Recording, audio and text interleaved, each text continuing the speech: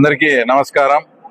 తర్వాత ముఖ్యంగా ఇప్పుడు వచ్చేసి శ్రావణమాసం అంటే జనరల్ గా కూడా అందరికీ ఒక సెంటిమెంట్, అందరికీ ఒక మంచి జరుగుతుందనే ఒక ఆకాంక్ష ఉంది. కాబట్టి శ్రావణ మాసానికల్లా మీరు రూములు పూర్తి చేసిస్తే మేము లాంఛనంగా దాంట్లోకి ప్రారంభోత్సవం పెట్టుకుంటామని ఇక్కడ ఉండే వ్యాపారస్తులంతా అడగడంతో ఇక్కడ ఉండే మన మార్కెట్ కమిటీ చైర్మన్ కానీ, సింహాద్రిపురం తర్వాత చైర్మన్ కానీ, ఆ తర్వాత వైస్ చైర్మన్ చంద్ర కానీ వీళ్ళందరూ బాగా కృషి చేసి ఎటువంటి పరిస్థితుల్లో శ్రావణ మాసానికల్లా ఇది కంప్లీట్ చేయాలని దాదాపు 25 లక్షలు ఖర్చు పెట్టి కూడా చేశారు.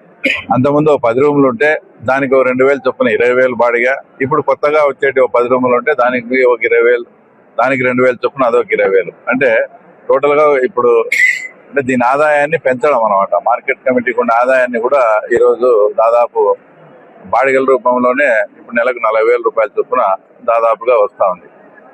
మన ఏదైతే పులివెందుల మార్కెట్ అనేది ఉందో చీనీ కానీ, ఆ తర్వాత అరటికి కూడా దీన్ని విస్తరింపజేయాలా.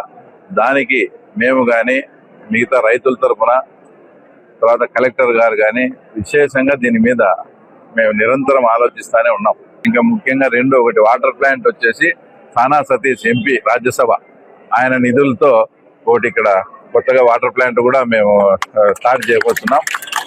అలాగే ఏదైతే కాంపౌండ్, గేటు, ఆర్చ్ అదంతా కూడా 22 లక్షలతో ఎస్టిమేట్ చేసి కలెక్టర్ గారికి పంపించడం జరిగింది. 100% డిఎంఎఫ్ అంటే డిస్ట్రిక్ట్ మినరల్ ఫండ్ ద్వారా ఈ కార్యక్రమం పూర్తి చేయాలనుకున్నాం. మీ అందరి సమక్షంలో ఈరోజు వ్యాపారస్తులు, పాత వాళ్ళు ఉన్నారు, కొత్త వాళ్ళు ఉన్నారు. మన భారతదేశానికి రైతు లేకపోతే ఏంది లేదు. రైతే వెన్నెముక లాంటి వాడు. కాబట్టి మనము ఏది చేసినా కూడా రైతుల మనోభావాలకు అనుగుణంగా, ఆ తర్వాత రైతులు మనసు గాయపరచకుండా మీరు దీన్ని సజావుగా నడిపించాలని మీ అందరినీ కూడా కోరుకుంటూ లైక్ చేయండి, సబ్స్క్రైబ్ చేయండి. ఇట్లు మీ జి రమణయ్య, ఎడిటర్, కడప వార్త.